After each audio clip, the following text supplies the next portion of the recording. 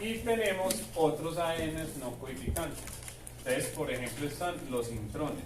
Que los intrones lo que hacen es que me organizan la molécula, pero después ellos se cortan por un proceso que se llama splicing, ¿cierto? En el video, o corte. Entonces, ese corte que se hace en los intrones, lo que hace es que, por ejemplo, me ubican bien la molécula de ARN mensajero para que se convierta en proteína. Entonces,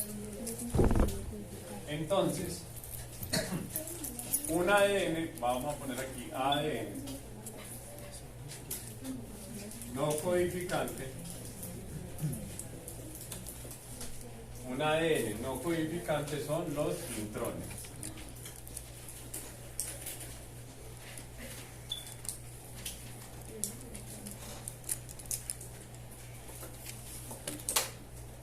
Entonces uno dice, listo, estos se codificaron porque son exones. Pero ¿qué pasó con estos? Tampoco se codificaron porque es ADN no codificante. Entonces, ¿cuál es otro ADN no codificante? El promotor. ¿Qué es el promotor?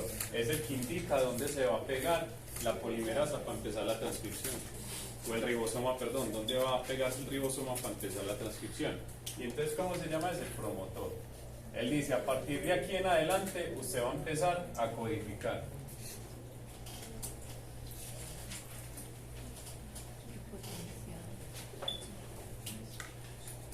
¿Qué otro no se convirtió en proteína? El potenciador.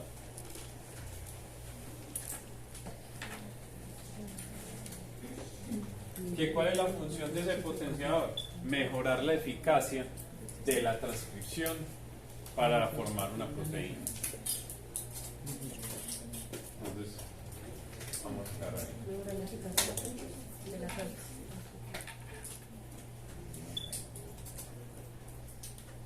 Tenemos otro ADN no codificante. ¿Cómo? ¿Alguien preguntó algo? Profe, ¿cómo es que el potenciador mejora la eficacia de la transición? De la transcripción. Listo, transcripción. Para que este proceso de transcripción se dé más rápido. Y ya sabemos que cuando la proteína, cuando el ARN mensajero me forma la proteína, es un proceso que se llama traducción. ¿Listo? Transcripción se da en el núcleo, mientras que la traducción se da en el citoplasma. ¿Listo? Que hoy la idea es que nos dé para ver el citoplasma, ¿cierto? O todos los organismos celulares. La idea es que hoy salgamos al menos del núcleo, porque si no, ahí vamos a estar cogidos de tiempo, ¿listo? Bueno, ¿qué otros les había dicho? Los telómeros. Los telómeros, que son estas partes, los brazos del cromosoma, no codifican ninguna proteína. Pero ¿cuál es la función? Darle forma a ese ADN. Porque si el ADN no se empaqueta así, no cabe dentro de la célula. Recuerde, ¿cuánto mide el ADN de un núcleo? 1.8 metros. 1.8 metros. Pero se empaqueta tanto que cabe en un núcleo de 7 o 8 micras. ¿Sí? Entonces, ¿cuál es la función de estos telómeros? Coger este ADN largo y irlo enrollando hasta poder empaquetarlo. ¿Sí? Entonces, pero no codifican. ¿Cuáles son los telómeros? Por ejemplo, una diferencia entre, a medida que uno va creciendo, es que se ha visto que estos telómeros cada vez son más corticos a medida que uno va envejeciendo. Si usted ve la célula de un adulto mayor, pues va a ver estos brazos un poco más cortos. Entonces hablan que es como si fuera una fotocopia. Usted coge una fotocopia y a medida que le va sacando más fotocopias de la fotocopia va quedando peor, ¿cierto? Entonces es lo mismo lo que ocurre aquí con la célula, y por eso es que nosotros envejecemos. Y ahí viene pues toda la medicina del envejecimiento y todo eso, que la verdad todavía está pues muy en palotes, como dicen. Bueno, también tenemos un centrómero. ¿Ese centrómero qué hace? Junta a los telómeros, a los bracitos. ¿Sí? Y tampoco codifica. ¿Qué hace el centrómero? junta los telómeros, o sea, los mantiene unidos para que esa estructura del cromosoma tenga esa forma. Como que les da la forma. Sí, da la forma. Tanto los telómeros como los centrómeros ayudan a dar la forma. Pero entonces dentro del ADN solo los exones son los únicos que codifican Solamente los exones son los únicos que codifican proteínas. Entonces, eso es una forma de aprenderse. Ustedes saben, ADN no codificante. Saben que codificante lo exones y los restos no codificante. Pero no codifican. Que representa el 1% o 1.5% del ADN. Otros que aquí no están, pero que se han usado mucho. Yo sé que lo tengo, no tengo.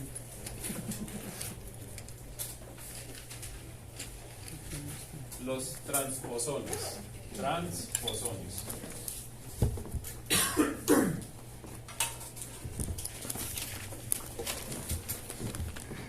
Estos transposones son muy interesantes porque vamos a imaginarnos que estamos leyendo un libro y nosotros dejamos el separador del libro en donde nosotros vamos, ¿cierto? Y al otro día lo vamos a leer y encontramos el separador del libro en otro lado. Y al otro día lo vamos a leer y lo encontramos en otro lado. Lo mismo hacen estos transposones, son códigos genéticos que van saltando durante todo el ADN. Y por eso se llaman transposones, porque van saltando. Y uno dice, pero ¿para qué saltan? Después la función de que salten por todo el ADN. Resulta que el ADN va incorporando información nueva, entonces al ello de estar saltando permite organizar ese ADN con la información que va llegando, ¿cierto? Entonces, en la evolución se han estudiado mucho los transposones porque se ha visto que estos transposones van cambiando ubicación en el ADN según la modificación que va teniendo ese ADN. Entonces, es un mecanismo muy bonito. Entonces, pero ellos no codifican ninguna proteína, solamente va saltando en todo el ADN. Literal, lo pueden decir ahí, así, van saltando por el ADN. O sea que la única función que cumple es saltar. Sí, pues saltar, pero para organizar el ADN, ¿cierto? Porque no, pues no, saltar por saltar no, pero saltan para poder organizar el ADN. Porque el ADN va variando a nivel de la evolución, porque tiene que variar para acomodarse a la siguiente. Y estos transposones ayudan por medio de esos saltos a que se pueda acomodar bien. Obviamente todo esto que se les estoy explicando, esto es mucho más complejo, ¿cierto? Esto a nivel de biología molecular es mucho más complejo, pero como les digo, ustedes deben de dominar esto porque cuando ustedes se gradúen van a estar hablando de esta terminología. Importantísimo, los microARN.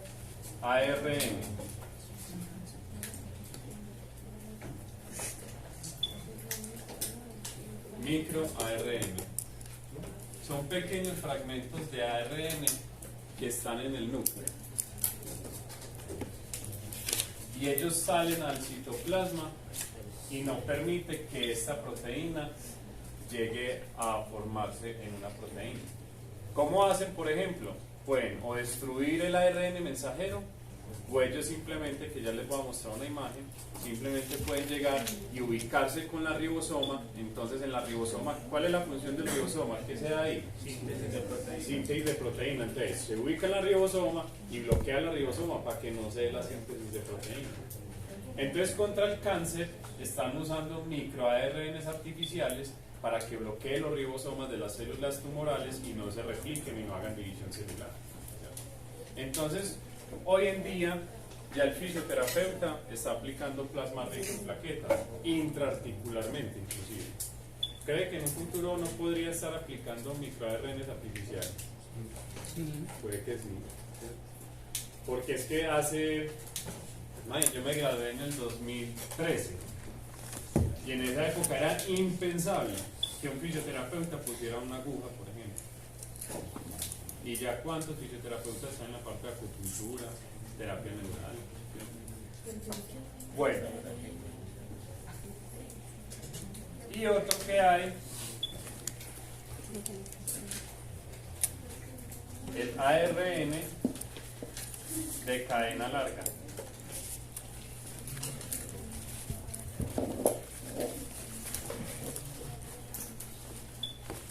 Y este ARN de cadena larga tiene la capacidad de muchas cosas, tanto de incentivar la expresión génica, o sea, para que todo esto se dé de forma más eficiente, o de silenciarlo. Tienen múltiples opciones, ¿cierto? Mientras que el microARN es para silenciar, este es para activar o para silenciar. Entonces, obviamente yo les voy a mostrar estos dos, pues cómo funcionan, más o menos. Pero es ARN, no ADN. Ahí sí tengo porque hay dos tipos, o sea, los dos se pueden utilizar, una en metilación y otra en... No, es ARN largo. Hay otro tipo de ARN que lo vemos en metilación. ARN de cadena larga. Me parece que lo cogemos bien. Profe, entonces, este de cadena larga, silencia y activa la síntesis de proteínas. Sí, ambas. Se puede hacer ambas dependiendo de lo que nosotros podamos hacer en la edición génica o dependiendo de lo que hagan pues a nivel natural, ¿cierto? Todos estos procesos hacen parte de un proceso de crecimiento o desarrollo. De crecimiento, todo esto está programado, ¿cierto? Aquí no hay forma en que nosotros podamos bueno, de pronto el ambiente, pero a lo que voy es que todo esto está programado genéticamente. ¿Sí? Bueno, entonces miren todos estos ADN no codificantes que acabamos de ver. ¿Ves? Está un poco más claro que la vez pasada. Sí, listo.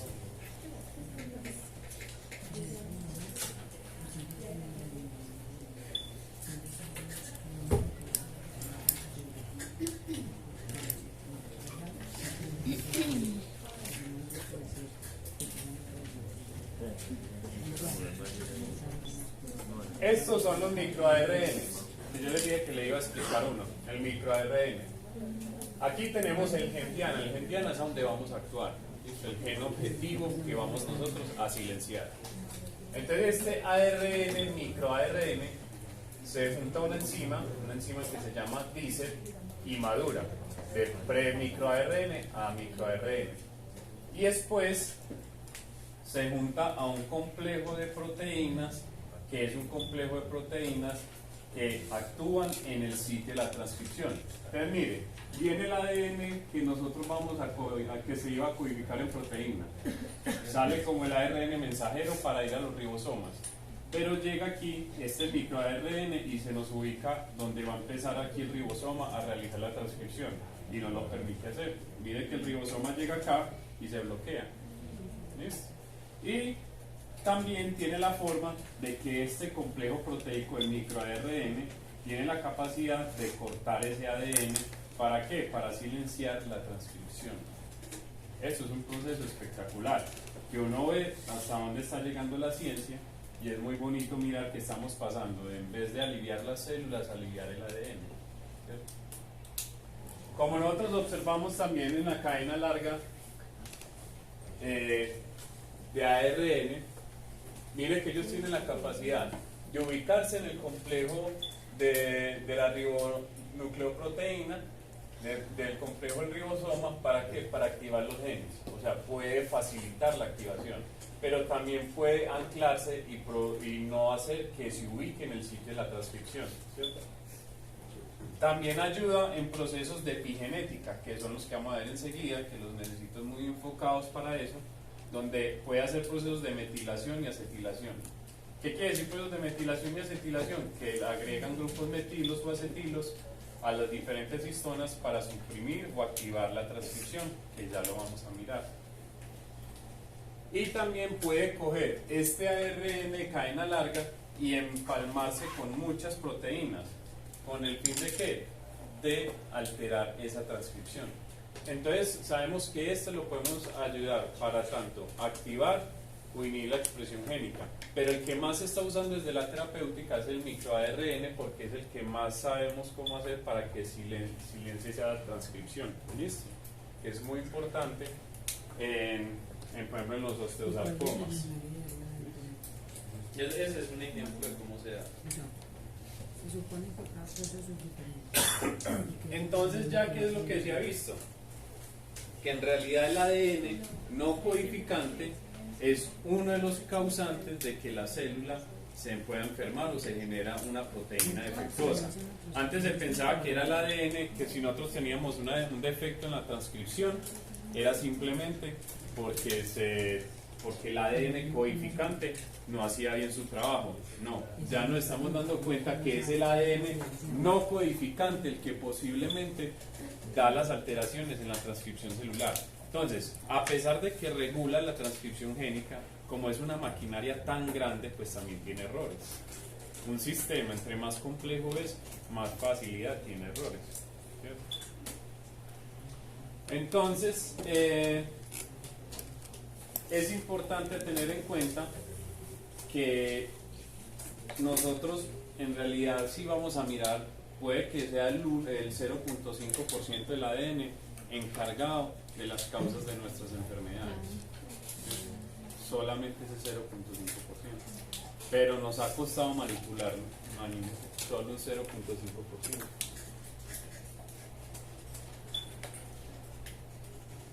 Bueno, resulta que nosotros tenemos variaciones en el ADN. En el ADN en total, o sea, estamos hablando del codificante y el no codificante. Esas variaciones del ADN se llaman polimorfismos. ¿Listo? Y esa palabra la usan mucho en las clínicas. Pacientes con polimorfismo en el gental. ¿Qué quiere decir polimorfismo? Que es una variación de un gen. Una variación genética. ¿Sí? Es una variación genética.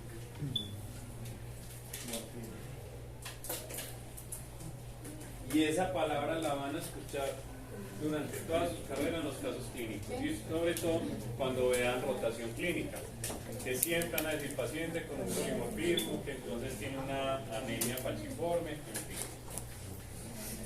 Entonces solamente vamos a mirar los dos tipos de polimorfismos más comunes que hay y son muy fáciles de diferenciar.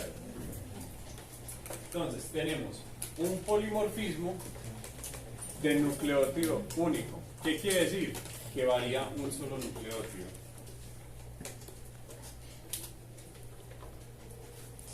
Recuerden que el nucleótido, ¿qué es? Recuerden que eso por allá lo vieron en el morfo 1, que el nucleótido es el fosfato, el azúcar ribosa y su base, que ya puede ser adenina, guanina o citosina. ¿Cierto? ¿Cierto? Sí. Okay. Entonces eso es un nucleótido, que el nucleótido está conformado por todas por ejemplo, la adenina se junta con la citosina. La adenina es un nucleótido junto pues con toda su ramificación química y la citosina es otro nucleótido. La variación de un solo nucleótido ya es un polimorfismo. ¿Y qué tipo de polimorfismo es? Es este, polimorfismo de nucleótido único. Entonces, la variación del ADN se llama polimorfismos. ¿Listo? Y el polimorfismo puede ser de dos componentes. Uno, que se varía en un solo nucleótido. Hay una variación y eso ya me afecta el ADN. ¿Sí? O variaciones del número de copias. Profe, pero esto solo se da en posición, o sea. Sí, en la posición, exactamente. ¿Qué es lo que se ha visto? Que la mayoría de estos polimorfismos se encuentran en el ADN no codificante. La mayoría de estas variaciones es en el ADN no codificante.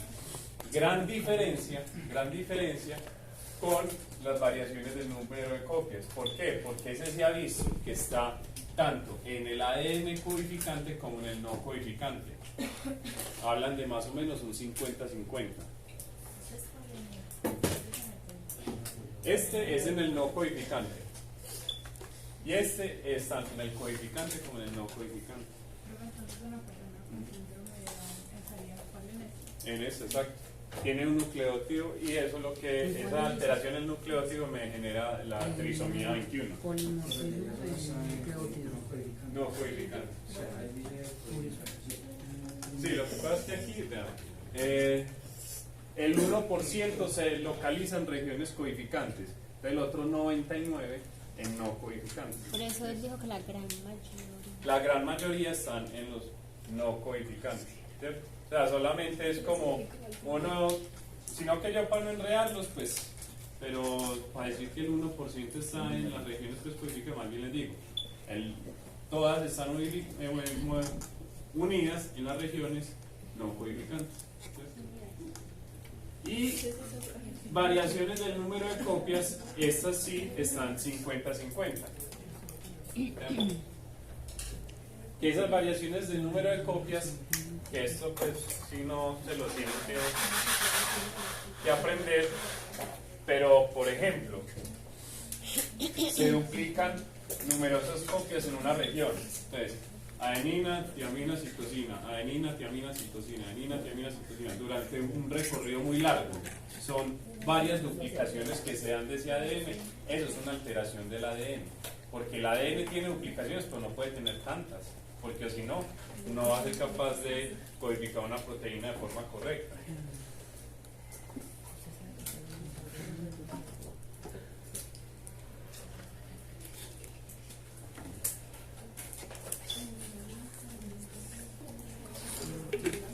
Tenemos también entonces delecciones, que estas delecciones es que se disminuye el número de copias en una región. Tenemos inversores, que es donde se da el reordenamiento del ADN, que no se organizan de forma adecuada, y las translocaciones, que son segmentos pues, de ADN que se ubican en una u otra forma en el genoma. Todas estas hacen parte, ¿cierto?, de las variaciones del número de copias.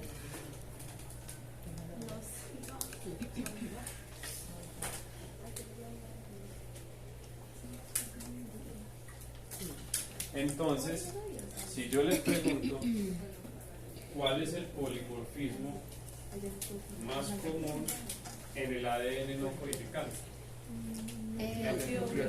Único. ¿Cuál es el polimorfismo en el ADN no codificante más común? El otro. Proba que si repite la pregunta que acaba de decir. ¿cuál es el polimorfismo más común en el ADN no codificante? Pregunta examen. Posiblemente, pero cuando yo hablo de mucho cuidado, miren con este tipo de ¿Me la preguntas, puedo ver, por favor? sí, por lo general pueden aparecer en los exámenes.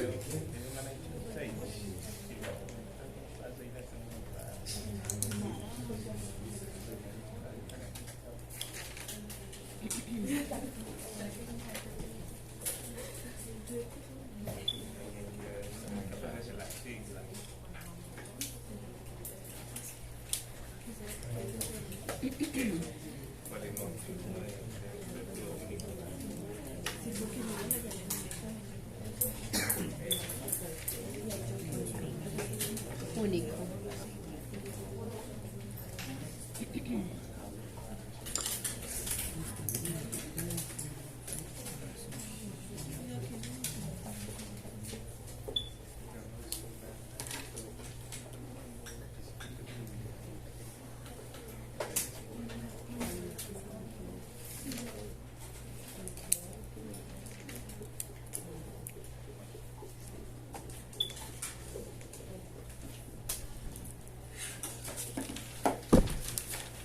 Bueno, epigenética.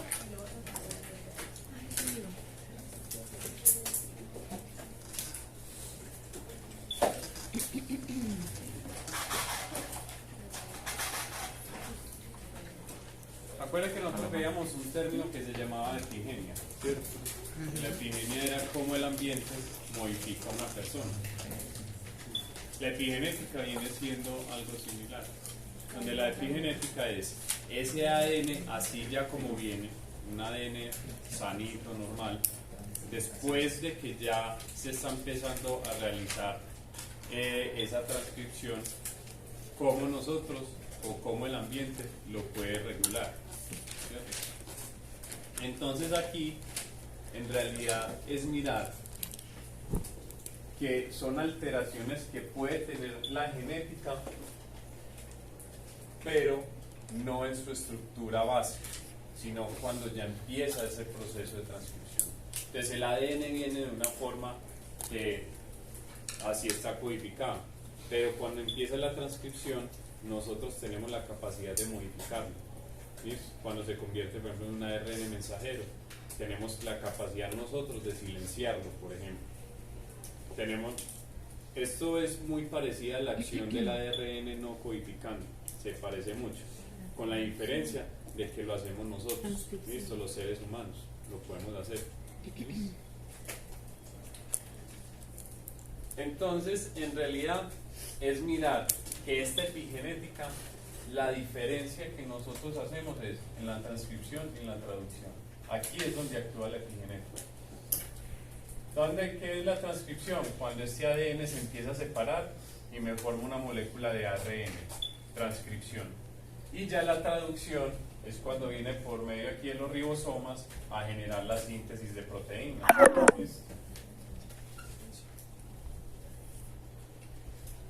Entonces, esta transcripción y esta traducción, ¿de qué depende? De factores epigenéticos.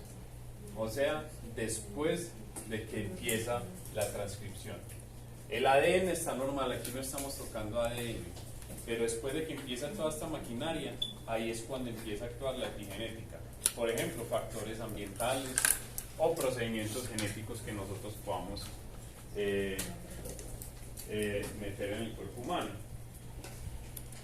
Para eso nos tenemos que aprender, para entender la epigenética, nos tenemos que aprender unas proteínas que se llaman histonas.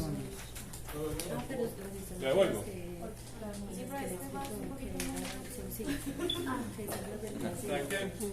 Un poquito muy rápido. Ahorita hacemos una pausa. Ahorita ya Profe, vemos epigenética, hacemos un descanso. ¿Listo? ¿Pregunta? mucha información. No, para nada. Ahorita, miren que al principio decían eso del sistema óseo, que era mucha información. Y ayer en cuestión de media hora lo vimos todo. Ustedes van a pasar lo mismo acá, no se preocupen. ¿Listo? Profe, ¿qué es lo que me quiere estudiar? Normalmente en los parciales tiene un promedio de cuántas preguntas. No, pues no lo puedo hacer tan largo porque es un grupo muy numeroso. Pero de 15, 20 preguntas. Y eso no es largo.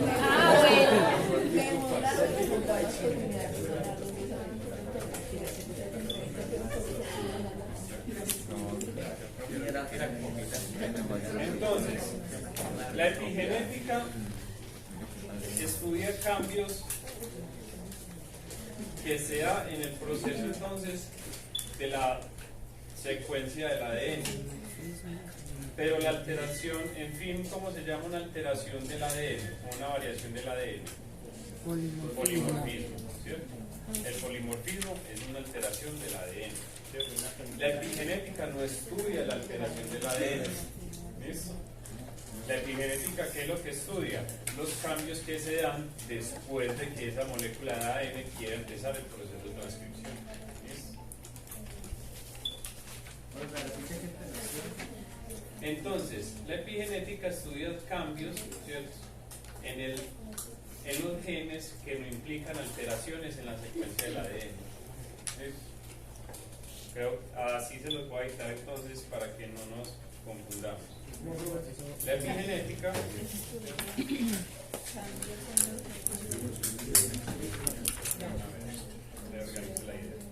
la epigenética es el estudio de cambios en la actividad de los genes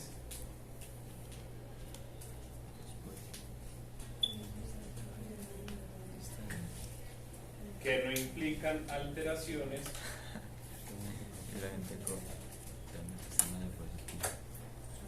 en la secuencia del ADN.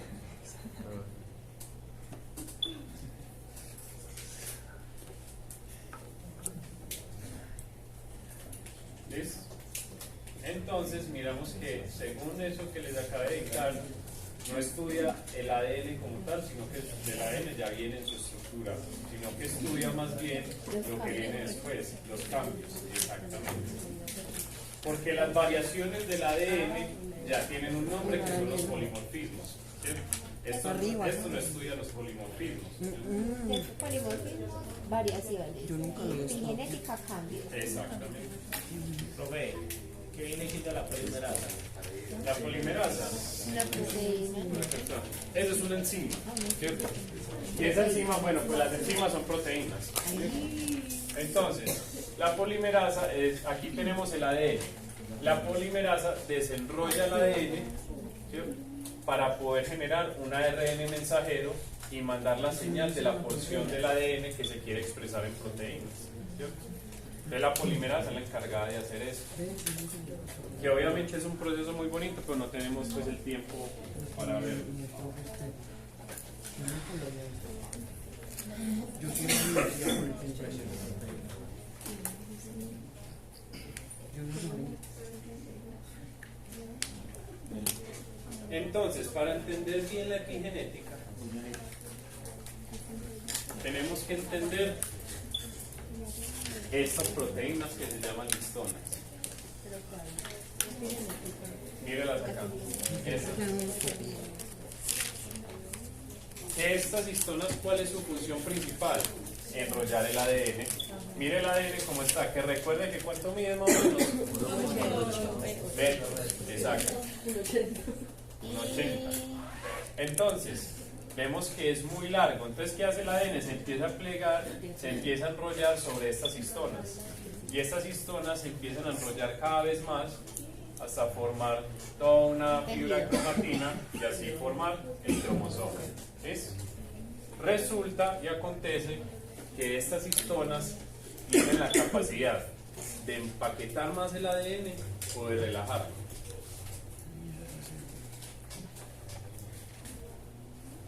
Y ahí viene una pregunta. ¿Cómo se puede, por ejemplo, realizar más fácil una transcripción? ¿Con el ADN compactado o relajado? Relajado. Relajado, exacto. ¿Por qué? Porque tiene más uniones, por ejemplo, del Y potenciador. permitiría más la ¿Cierto? herencia. Empieza la ARN polimerasa, tiene más donde unirse, ¿cierto? Los ribosomas tienen más uniones, tienen más lugares a donde unirse. Entonces, en un ADN que está relajado, es más activo en su transcripción. Y un ADN que está más compactado, todo lo contrario, no quiere realizar transcripción, ¿cierto? Entonces, ¿cómo está en una mitosis el ADN? ¿Relajado o compactado? Relajado. Relajado porque está activo, generando proteínas para poder dividirse. ¿Y quién se encarga de coger ese ADN y activarlo y compactarlo y relajarlo? Las histonas. ¿Ves? Las histonas. Esas histonas tienen unas colitas. Y ahí es donde entra, por ejemplo, el humano, que se pilló que esas colitas tienen unas proteínas y por medio de esas colitas podemos activar o desactivar las histonas. ¿Para qué? Para que me relajen o me empaqueten más el ADN. Y eso es lo que llamamos epigenética. Vamos a ver varios procesos de epigenética.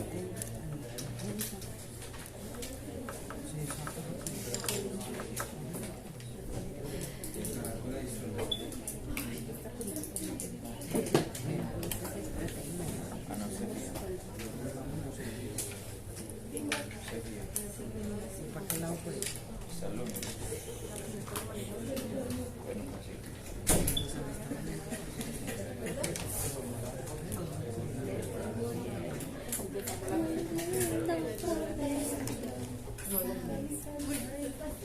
Entonces, nosotros sabemos que hay una cromatina, que la cromatina es la forma que tiene el ADN dentro del núcleo. ¿Y en qué forma la tiene? En forma de cromosoma, ¿cierto? Entonces la cromatina es la forma en que el ADN se encuentra dentro del núcleo. Eres profe. Calma, calma. Pero se acuerda que yo les decía que el ADN tiene una forma de compactarse y una forma de relajarse, ¿cierto? Entonces, Cuando vemos la eucromatina es que está relajada, está de una forma menos compacta. Mientras que la heterocromatina es que está compactada. Es lo mismo que les acabo de decir, pero en términos de biología molecular. Entonces nosotros tenemos el ADN o la cromatina, que puede estar relajada, que quiere decir eucromatina, o puede estar compactada, que quiere decir heterocromatina, que ya vamos a mirar en un ejemplo en una célula cómo se vería bajo un microscopio.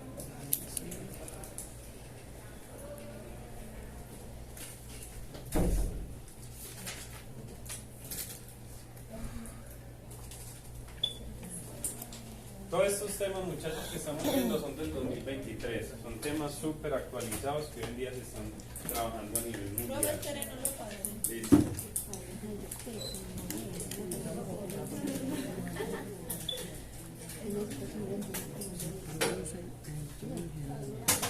Todavía estamos en el núcleo, la idea es salir del núcleo hoy, ¿listo?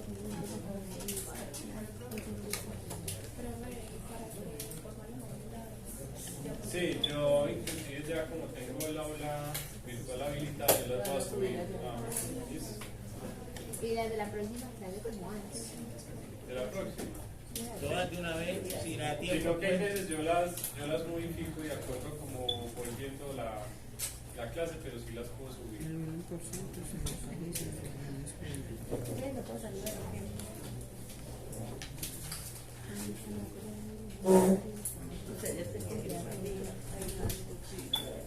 Entonces es algo normal del ser humano.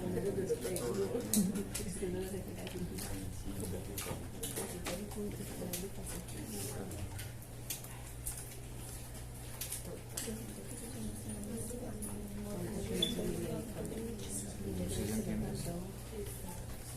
Entonces,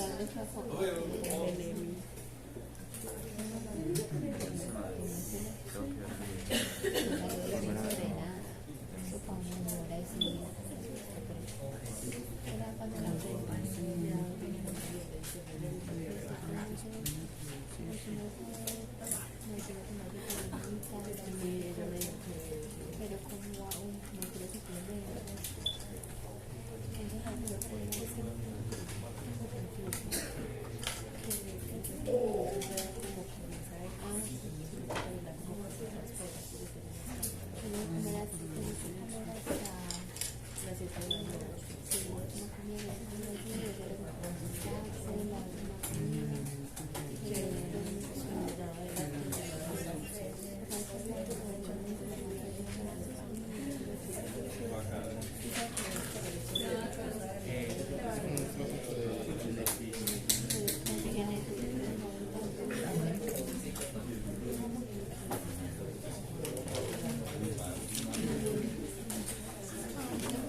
entonces miren esta belleza.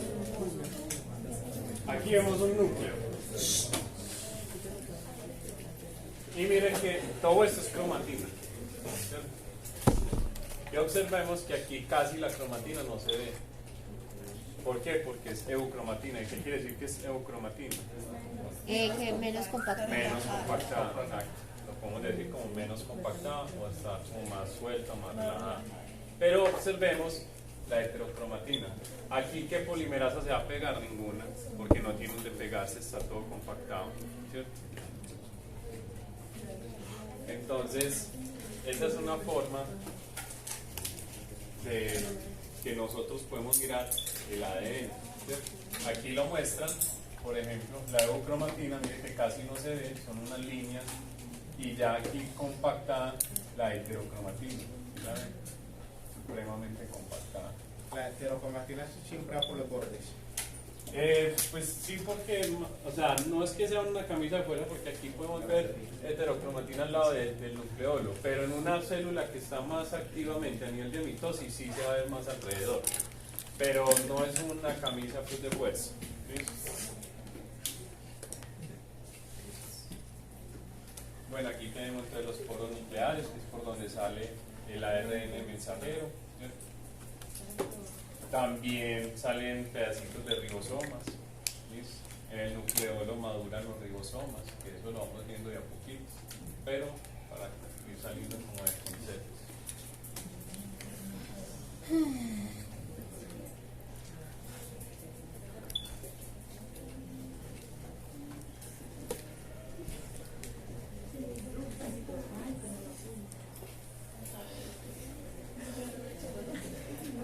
Ya terminamos.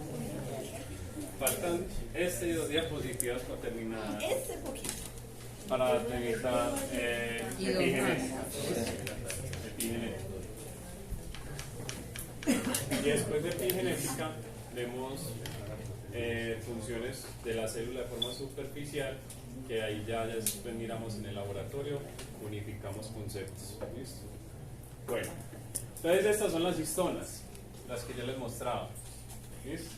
Y miren acá que por ejemplo tenemos 2 histonas. Mire que es heterocromatina, o sea que es compactada, está inactiva, no está haciendo transcripción. Mire que está junta. Estas 2 histonas están juntas en comparación con la eucromatina. Que mire que la eucromatina, estas 2 histonas están más separadas, más relajadas. Aquí se puede pegar una polimerasa y empezar a hacer la transcripción. Ahí no tiene espacio. ¿Listo? Entonces aquí ya empezamos nosotros a mirar la diferencia entre eucromatina y heterocromatina. Pero esto se complica un poquito. ¿Listo? ¿Más? Y es que yo les conté que en realidad las histonas tienen unas colitas, ¿cierto? Y que en esas colitas se pueden activar o desactivar esas histonas. ¿Para qué? Para que me relajen el ADN o porque antes me lo condense, me lo compacte. Exacto. ¿Listo? Vamos a ver ese proceso. ¿Qué es el proceso? Ay, perdón, Son solamente estos. Vamos a hacer un resumen. nada más. Lo más probable. Vamos a hacer una cosa. Tómele una foto pero no lo copien. Para hacerlo de una forma. Solo tómele una foto pero no lo copien. Y ya lo vamos a mirar. ¿Listo?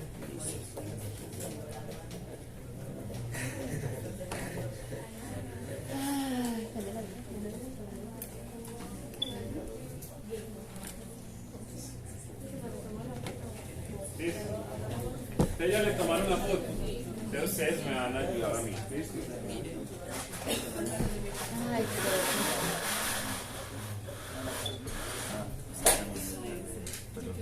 ¿Qué es la metilación de histonas? La metilación de histonas, como ustedes ven ahí, es que le agregan un grupo metilo a esta cola. ¿Qué es un grupo metilo? HCO3, pero no vamos a eso, simplemente un grupo metilo. ¿Listo? Y se lo une. Entonces, metilación de histonas. Primero, entonces, esto sí lo van a copiar. Metilación de histonas. Se da en un grupo, se añade un grupo metilo, ¿cierto? a la cola. A la cola. ¿A qué parte de la cola? A una parte que se llama lisina. Es una proteína.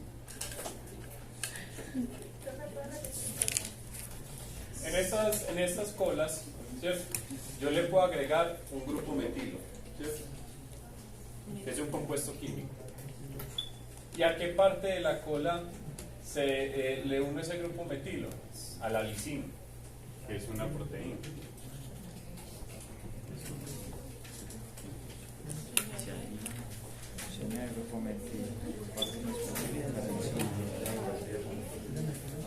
Y entonces, no sé si ahí decía, este proceso permite activar o inhibir el proceso de transcripción.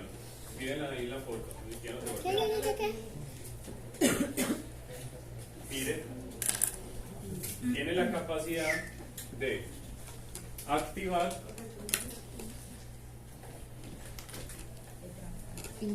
activar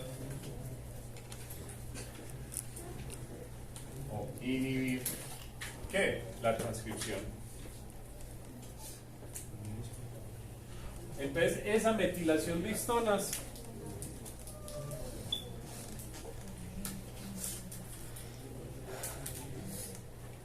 va a volver un momentito, listo. Acuérdense, no copien todo eso que no es necesario, la idea es que lo entiendan. Entonces, la metilación me tiene la capacidad de hacer esto o de hacer esto. ¿Listo? Y lo mismo en cáncer se están usando porque tienen la capacidad de silenciar, por ejemplo, genes oncogénicos o de activar genes que son protectores para que se formen tumores. ¿Cierto? Entonces, la metilación me puede activar o inactivar el proceso de transcripción. Eso es pura epigenética. Y también se está hablando del doping genético. El doping genético lo están haciendo por este lado, sino que como es un tema ilegal, pues no hay muchos artículos científicos que se vayan a publicar sobre eso. Bueno, ¿cuál es la diferencia entonces? Miren que no es para nada difícil. Otra forma de epigenética del ADN es por medio de la acetilación de histonas. ¿Y qué es la acetilación de histonas? A esta colita se le agrega un grupo acetilo. Miren qué tan difícil. De metilación de histonas se le agrega un grupo De metilo. metilo. De acetilación, un grupo acetilo. Porque este es muy importante. Porque este sí en realidad tiene la capacidad de aumentar la transcripción. También se pegan las lisinas. O sea, la lisina también se pegan las lisinas. ¿Ves? De aumentar la transcripción.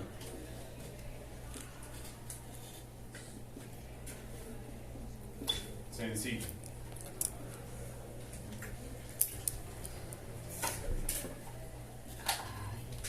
Entonces,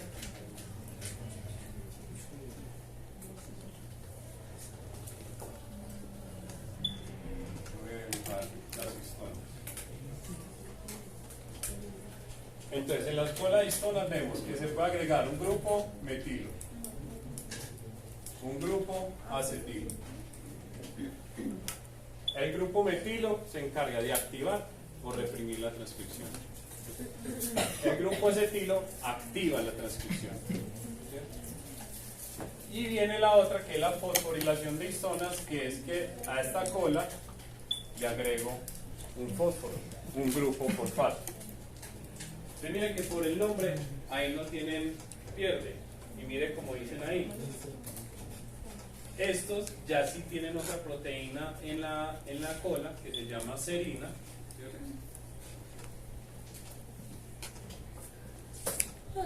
Sería aquí serina. ¿Y el último cuál es? Y en estas dos sería lisina.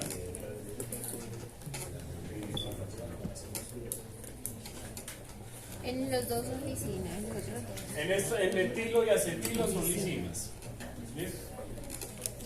Y en el grupo, cuando se da la fosforilación de histonas, es una proteína que se llama serina. ¿Listo? ¿Y qué hace esta? Esta fosforilación de histonas me aumenta o disminuye la transcripción. Sí, también. La primera. Si le agrego un poco Pero ¿qué diferencia tiene esa con la metilación? Pues en realidad es que son por vías diferentes. Uno lo hace mediante un grupo metilo y el otro lo hace por fosforilación. Sino que en la terapia génica se está utilizando más la metilación, porque la metilación nosotros lo podemos activar por medio de enzimas, ¿cierto? Entonces aquí pues, yo les mencionaba que esto es solamente pues como por curiosidad. Por ejemplo, las histonas, ¿cuál sería la función de esta enzima? Histona desacetilasa. ¿Cuál sería la función de la acetilación? Quita la acetilación. Entonces, si quita la acetilación, ¿cuál es la función de la acetilación? Aumentar la transcripción, no la va a aumentar. ¿Cierto? Pero hasta acá pues no nos vamos a meter. ¿Listo? Pero simplemente para que todo se va juntando. Pero entonces esa parte ahí la estabiliza. Sí. Ya ahí con eso no se da la transcripción. Entonces, un tumor que está replicando y replicando, si le inyectan histona desacetilasa, esa cromatina se va a mantener más bien empaquetada y no se va a replicar. ¿Listo? Esto es una belleza, la verdad. Una belleza de enredo. La serie. Sí.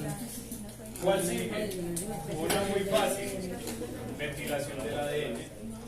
Y si nosotros podemos ver,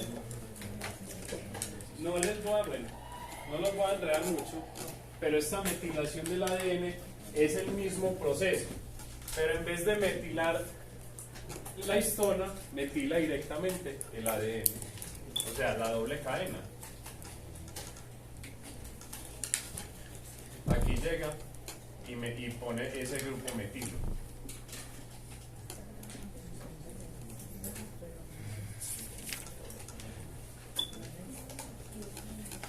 Ahí en el texto yo les mostré dónde se ubicaba. explicar eso?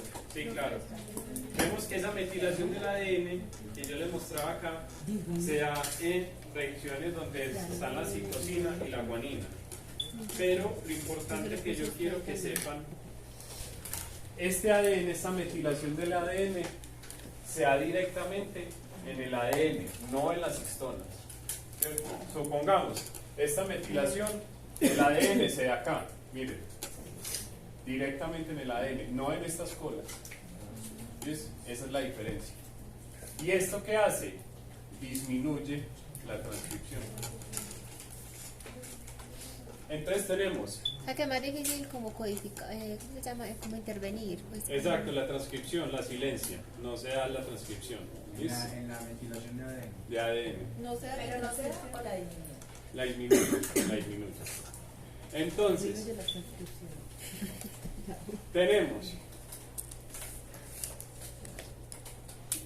metilación de ADN, activa o inhiba, ¿cierto? Las dos. Acetilación, activa la transcripción. Fosforilación, activa y disminuye. Y metilación, disminuye. Entonces realizan simplemente un cuadro, ¿cierto? Donde ponen metilación de histonas y cada una de qué se encarga. Es un cuadro y con eso se ahorran muchísimo tiempo, ¿cierto? Ya, copiamos. Esta última es de la que menos se sabe, entonces es de la que menos puedo enseñar, ¿cierto? Esos factores organizadores de cromatina, al parecer, son los encargados de que el ADN se forme como en bucles, ¿cierto? Y en forma como espiral, como helicoidal, ¿cierto? Pero no se sabe nada más. Se los traigo ahí por si lo leen, por si lo ven por ahí.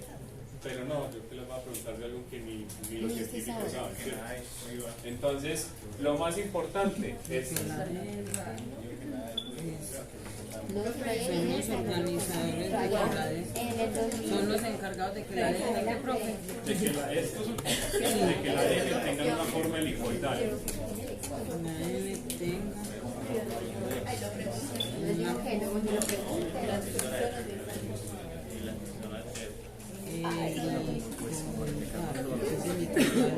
Helicoidal. El ADN usted ve que tiene una forma como espiral. Al parecer esos factores son los que le dan esa forma. Bueno, entonces a las 9:30 nos vemos. Descansen, coman bien para que tengan el cerebro. ¿Sí?